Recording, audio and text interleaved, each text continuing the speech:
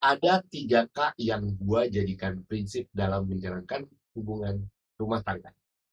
Apa aja, Kak, 3K itu? Simak terus video ini sampai habis dong. Jangan lupa di-like, di-subscribe dulu ya, Cin. Uhuy.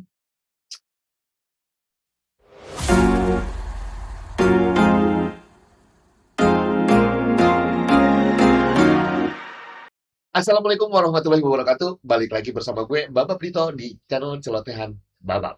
Penting gak penting? Yang penting sharing. Sharing aja dulu. Yang namanya kehidupan nih ya, teman-teman. Kehidupan berumah tangga terusnya gitu ya.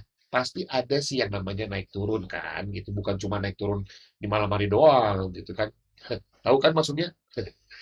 Jadi di video kali ini gua mau coba sharing sebuah prinsip yang emang gua pegang dan gua sepakati bareng sama Ibu Miluk, aka istri gua gitu ya, yaitu prinsip 3K. 3K.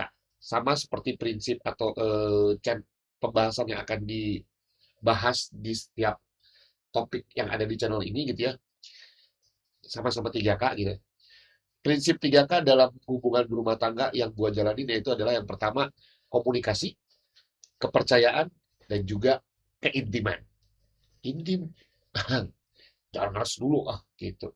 Tapi sebelum lanjut, boleh dong di-like, di-subscribe dulu ya. Sekalian juga jangan lupa ditekan tanda lonceng, lonceng, lonceng di mana di situlah pokoknya gitu ya. Oke, oke. Nah, yang pertama adalah komunikasi. Kenapa komunikasi? Ya, yang namanya juga hubungan gitu ya. Aneh nggak sih kalau lu berhubungan gitu ya, apalagi suami istri gitu ya, tapi tanpa komunikasi. Karena ya bagaimanapun komunikasi ini menjadi sebuah pilar gitu ya.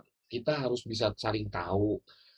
Gimana kita mau tahu perasaan suami kita kalau misalkan eh, suami kita nggak ngomong? Atau begitu juga sebaliknya. Bagaimana kita tahu kalau perasaan istri kita seperti apa kalau istri kita nggak ngomong?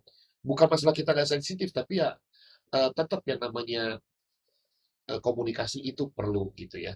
Nah inilah yang selama ini gua jalankan dalam menjalankan kehidupan rumah tangga gitu. Kurang lebih sekitar eh, berapa tahun ya? Gua mungkin 15 tahun, 2006, udah hampir 16 tahun. Ya 16 tahun kurang lebih gitu ya. Karena balik lagi gitu ya, apalah artinya sebuah hubungan kalau yang nggak ada namanya komunikasi.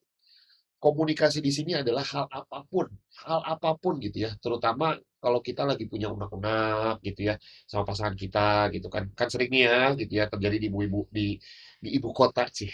Banyak pasangan yang berantem cuma gara-gara miskom alias miskomunikasi. Sih, miskomunikasi. Ya gitulah. Jadi kenapa? Cuman gara-gara mungkin, ya itu tadi berantem cuman gara-gara nggak komunikasi gitu ya, nah itulah kenapa komunikasi itu penting gitu.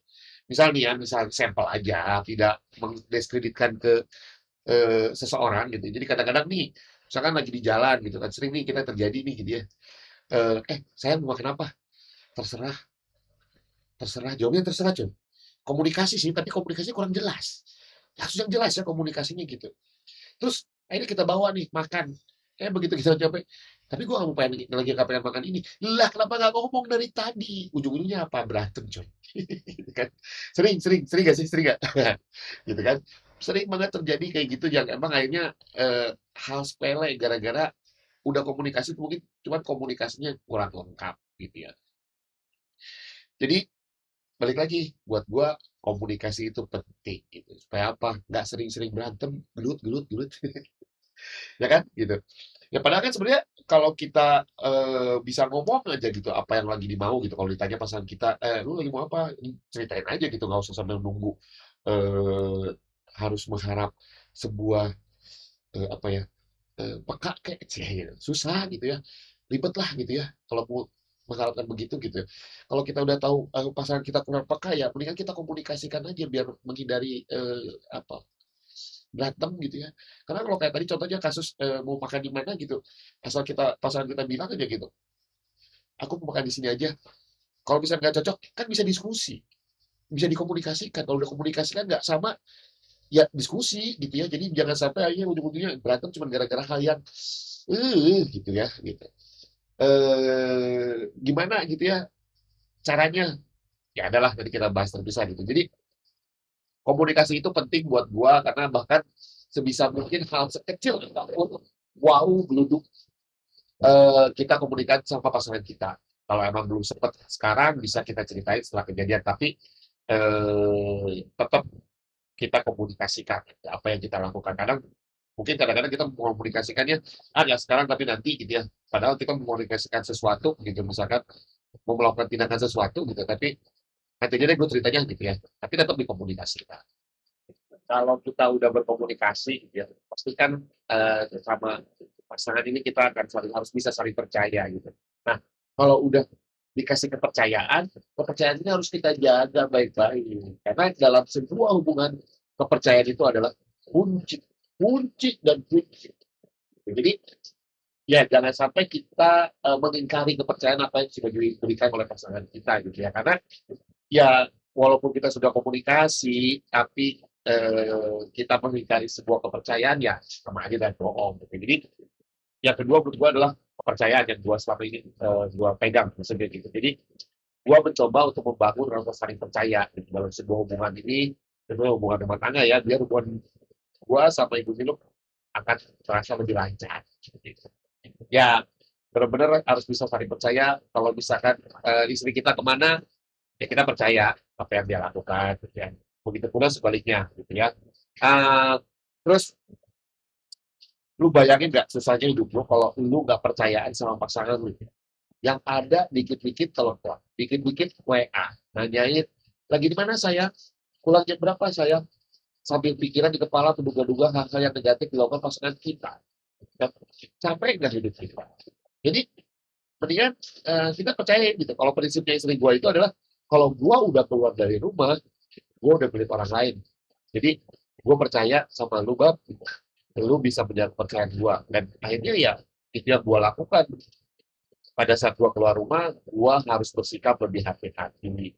Harus menahan diri dari beragam godaan. Godaan apapun itu ya, gitu. Bahkan beli gadget pun hitungannya godaan, gitu ya. Gitu. Tapi ingat ya, dalam menjaga kepercayaan juga, kita harus bisa bersikap jujur. Karena biasanya nih yang sifat ketidakpercayaan pasangan kita itu terjadi pada saat ada sekali waktu kita tidak jujur dan ketahuan. Akhirnya susah untuk mengembalikan lagi kepercayaan itu gitu. Jadi misalkan gini ya, kita pamitnya sama pasangan masih ada kerjaan kantor ya, ntar pulangnya agak malaman. Gitu.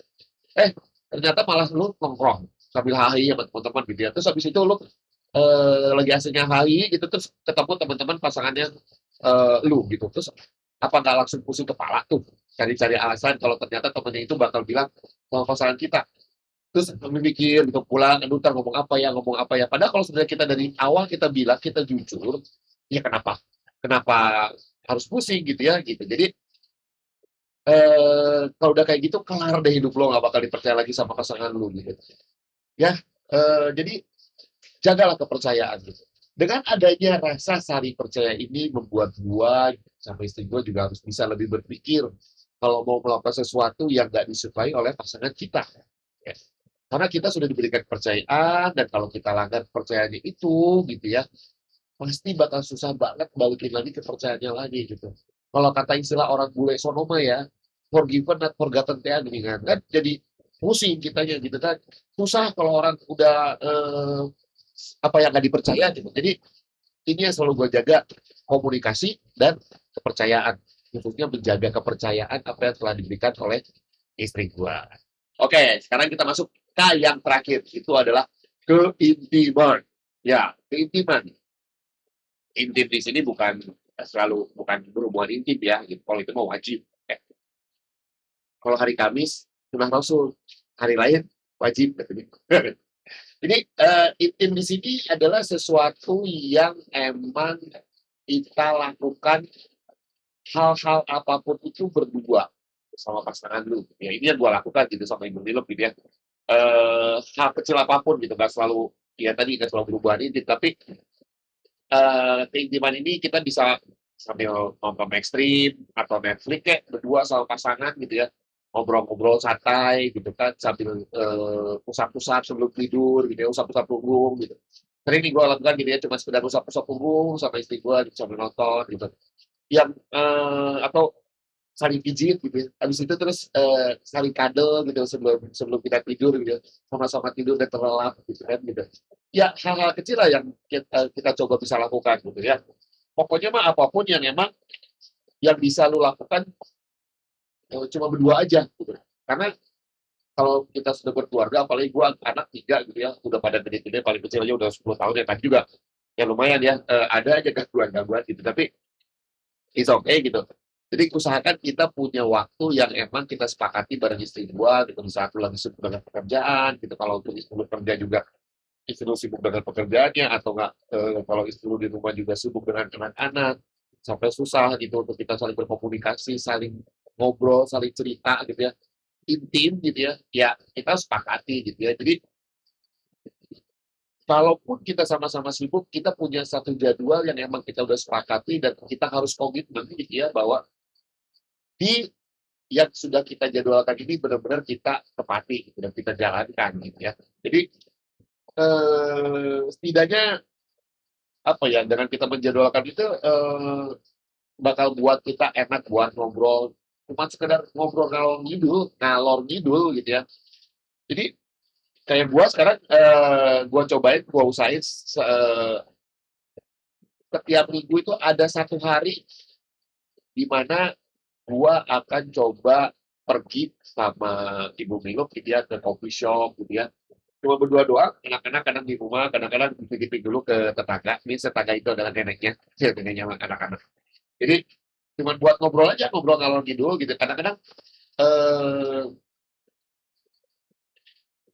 kalau kita bisa ngobrol di luar rumah gitu ya, mungkin kita punya punya apa ya, suasana baru yang akhirnya untuk ngobrol pun akan lebih enak. Ya walaupun bukan ngobrol yang selalu serius gitu ya, ada bisa jadi kadang-kadang cuma buat ngakak-ngakak doang gitu kan sambil hahaha ini gitu ya. Itu jadi benar-benar terasa gitu ya, asmaranya gitu. Karena kalau kita lagi berdua nih ya, kalau kita lagi berdua nih bawaannya kayak lagi zaman pacaran gitu kan kayak dan ingat ya yang namanya kalau lagi berdua gitu ya, yang namanya lagi intim, please coba ditinggalin dulu lah sebentar mah yang namanya gadget gitu. Usahakan nggak pegang gadget gitu ya. Ya kalaupun lu bisa juga nggak apa-apa sih gitu. Tapi sebisa mungkin yang namanya waktu kita melakukan intim itu kita tinggalkan dulu lah gadget-gadget kita gitu ya. Jadi kalau misalnya lagi di coffee shop pun ya ya udah kantongin aja dulu atau enggak gue biasa gue balik kalau gue lagi ngobrol sama istri gue tuh atau enggak sama siapapun bisa gue kalau lagi ngobrol gitu ya di sebuah kafe atau di meja gitu biasanya handphone itu gue balik gitu. Walaupun gitu ya. Apa ya? Kadang-kadang harus nunggu kabar anak-anak nanyain nggak gitu ya. Tapi kalau udah di Bali tuh, aduh kayak lagi zaman pacaran tuh bener kita natapin gitu ya momen tatap-tatapan lagi sama pasangan dulu gitu ya. Jadi kayak lagi berasa pacaran kan jadi akan menimbulkan lagi getar-getar asmara. Getar-getar asmara pisan. Jadi biar berasa lagi lah yang namanya dunia itu serasa milik berdua cuy. Sampai akhirnya bisa kadang-kadang ujung-ujungnya diposesifin ya sama anak-anak gitu kalau udah kelamaan gitu. Biasanya WhatsApp atau telepon, "Babab, Ibu pada di mana?" Aman banget lah terjadi, tapi it's okay gitu. Mungkin itu juga jadi pertanda, "Oh, wih udah kelamaan nih kita nongkrong," gitu. Karena biasa kalau lagi berdua suka lupa gitu ya, tapi biasa kadang-kadang aja sejam doang ya, lagi asik ngobrol tiba-tiba 2 jam gitu, bisa sampai anak-anak nelpon gitu ya. It's okay gitu, tapi intinya adalah berarti kalau misalnya kita tidak sadar, berarti kita benar-benar menikmati apa yang sedang kita jalani sama pasangan kita. So, itulah, prinsip 3K yang gua jalanin sama ibu Milo gitu ya. Tapi 3K ini sebenarnya nggak cuma dalam hubungan rumah tangga ya. Jadi somehow gue juga prinsip 3K ini gue lakukan di dunia pekerjaan gitu. Jadi apa ya? Kayak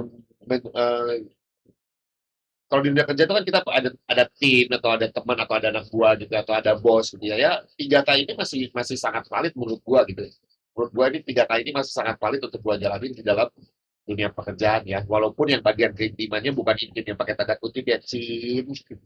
Ingat, jangan. Tapi intim yang emang ngobrol dua sama tim gitu. Ngapain lo? Gitu kan. Lagi nonton nonton bareng ya. Gitu kan yang ya membangun bonding lah gitu ya. Walaupun di dunia kalau di dunia kerja gitu. So segitu aja dulu seri gua kali ini.